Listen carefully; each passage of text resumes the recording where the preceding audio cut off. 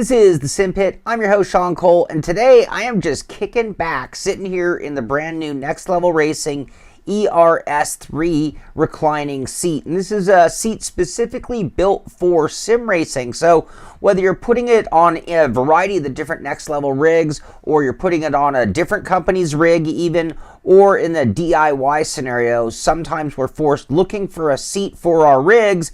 And when you just go on Amazon, I bought and tried so many different cheap seats, and they feel exactly that, cheap. The vinyl on them is just plastic feeling, the cushioning is all hard and all wrong, and they often don't come with very high quality sliders, so they don't even work that well.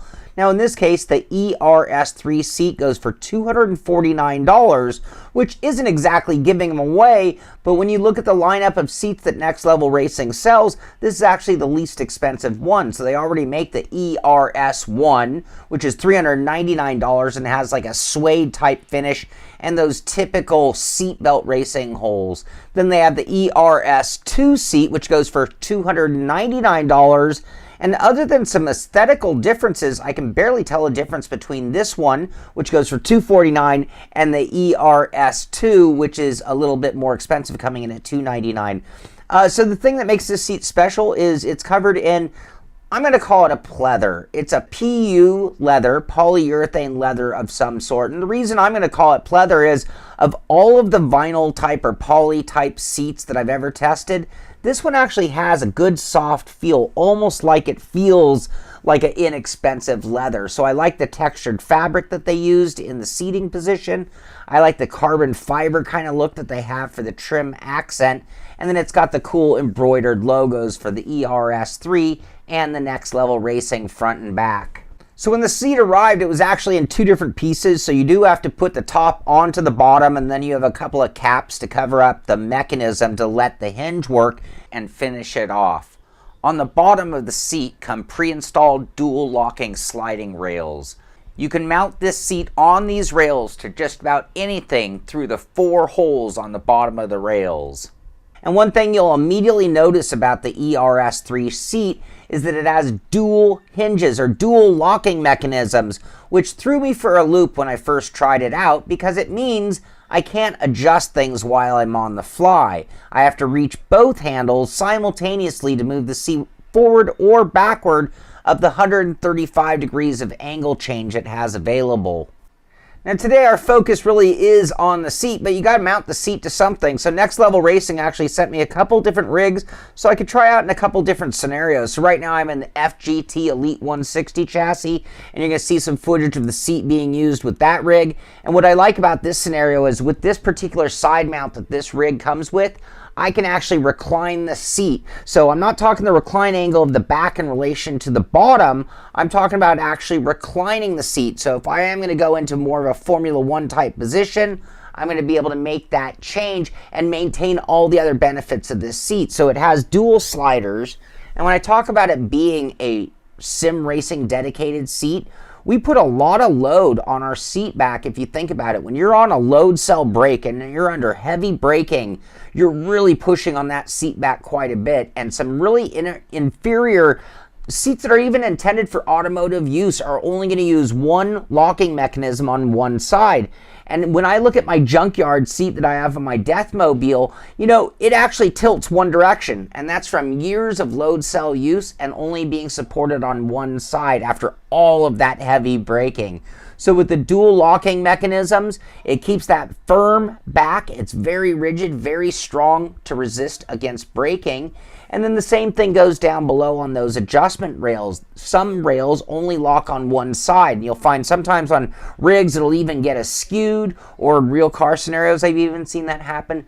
But this is actually supported or locks down on both sides of the rails, making it a much stronger seat when connected to a sim rig. I was also able to test the seat out on the GT Elite Light chassis, which just kind of gave me a little bit different footing for my feet and a different wheel angle slightly, but all of the same things about this seat were true. The strong back, the strong sliders, and the adjustability to get the seat right where I wanted. And then most of all, I got to tell you, I just love reclining seats. I am over racing seats in sim racing. I understand, I get it.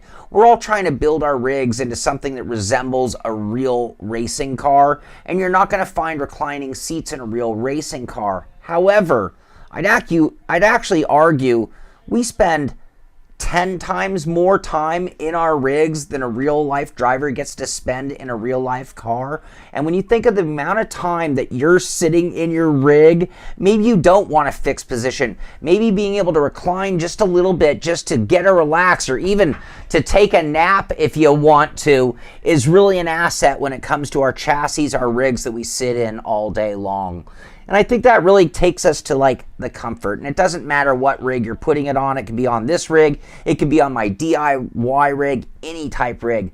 When I look at just replacement seats that you can buy, and I've used cheap seats from China, no brand seats come on a lot of inexpensive rigs. I've used them in my own DIY projects, and I just always find them really hard and stiff and just feeling really cheap. And you can get those seats anywhere from $150 up to almost the $250 asking price of the ERS3. Now, what I love about this seat, and I really do say the word love, it's comfortable.